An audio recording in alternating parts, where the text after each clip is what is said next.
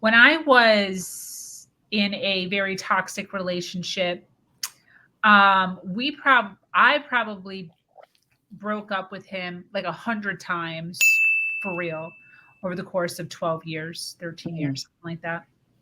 Extremely toxic, mm, narcissistic tendencies.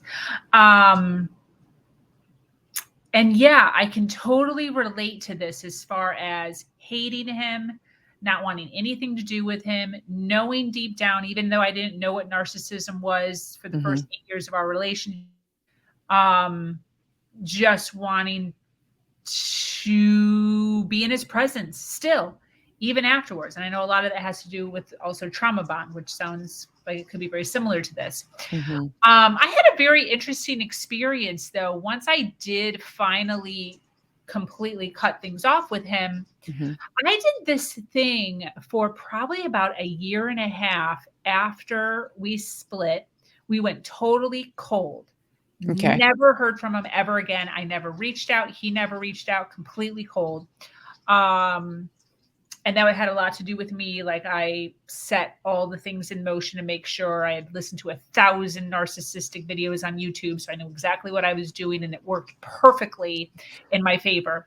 However, for a year and a half afterwards, every single night Mm, when I would go to sleep, I would purposely bring up a scenario in my head from my ex. Could have been good mm, or bad. It didn't matter. mm, And this is how I went to sleep every mm, night. Every mm, night, I would pull up a story in my head and like fall into the daydream of what that was to like help me sleep.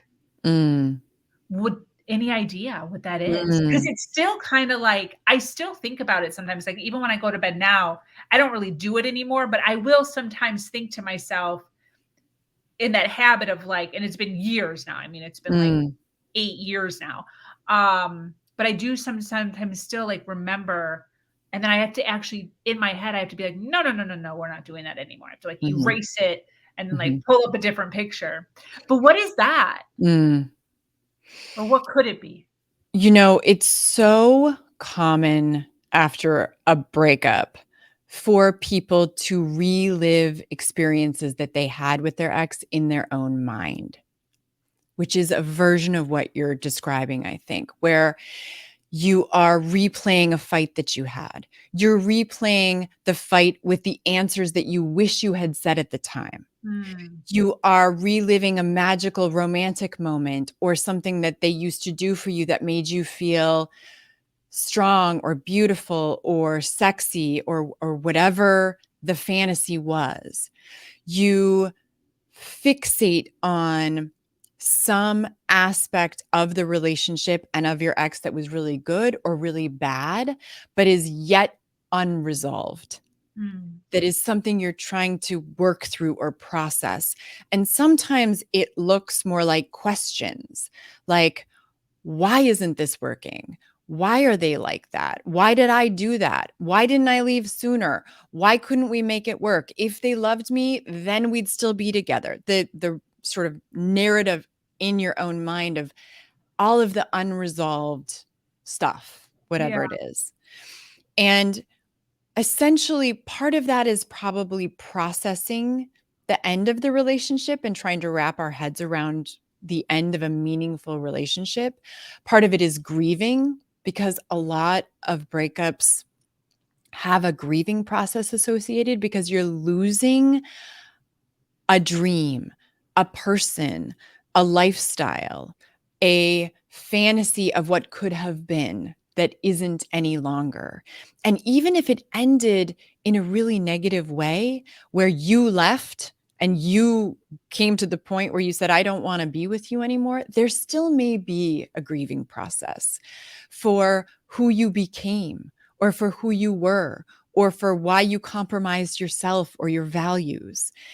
So a lot of that replaying is trying to process it. But what I will say is that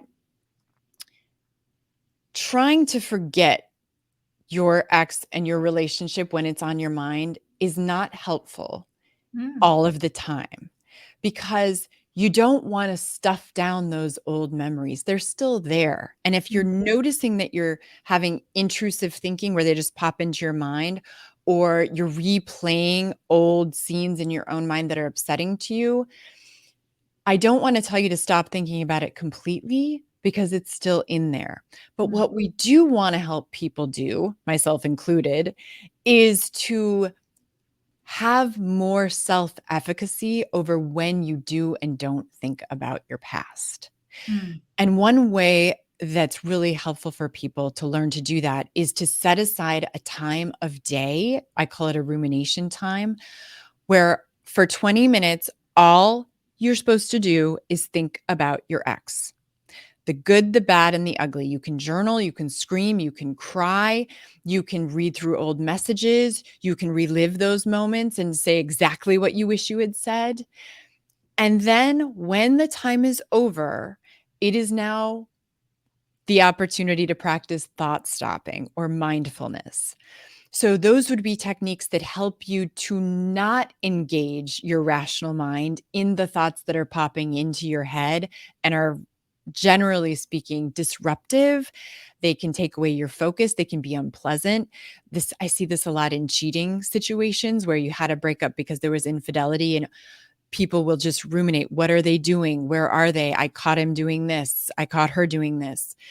And you don't want that to be occupying your mind so much. So mindfulness is really learning to notice the automatic thoughts that are coming through your mind without judgment, without criticism, but also without giving them your attention and focus. It's more of I'm just noticing them kind of in a detached way going through my mind, and I just see them, but I'm not going to engage with them. Thought stopping is more active. It's more of a picturing a big stop sign or a flashing neon stop words, STOP, or any other version. Some people like an X symbol, whatever image you need in your mind.